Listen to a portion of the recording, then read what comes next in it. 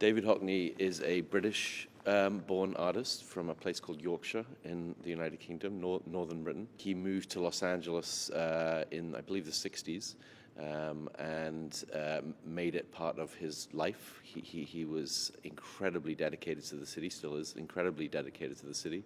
A lot of his work is based on some of the environs of Los Angeles, the high desert. He was obsessed with the high desert, and that is reflected in his work. He also liked to paint things. He's got an iconic swimming pool which has designs painted within it, which has been copied many times, and was always very interested in the performing arts and classical music and opera, which is why we know him at LA Opera. He's done 2 productions for us, Tristan and Isolde and Die Frau und Schatten, and the production we're currently mounting, Turandot, he created for the Lyric Opera of Chicago and San Francisco Opera.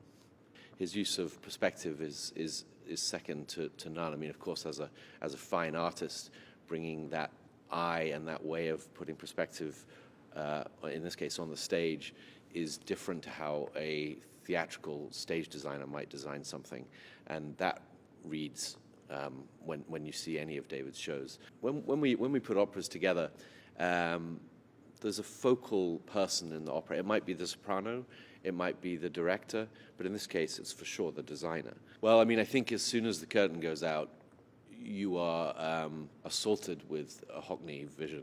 There's no question about what you're looking at. And it creates a wonderful artistic world that captures Turandot immediately, and you can look at it all evening and the colors change, and it's like looking at a piece of his work and yet interactionally works with the mechanics of what's needed for an opera presentation. We are putting together a display of some of David's work, which will be in the lobby of the Dorothy Chandler Pavilion for the run of Turandot, and I would absolutely recommend that people go take a look at it. It's fascinating. We have pictures of the model that he created, and then next to it a picture of what the actual imagery, the actual show came out, and that's always fascinating to see that. So I would recommend that for sure.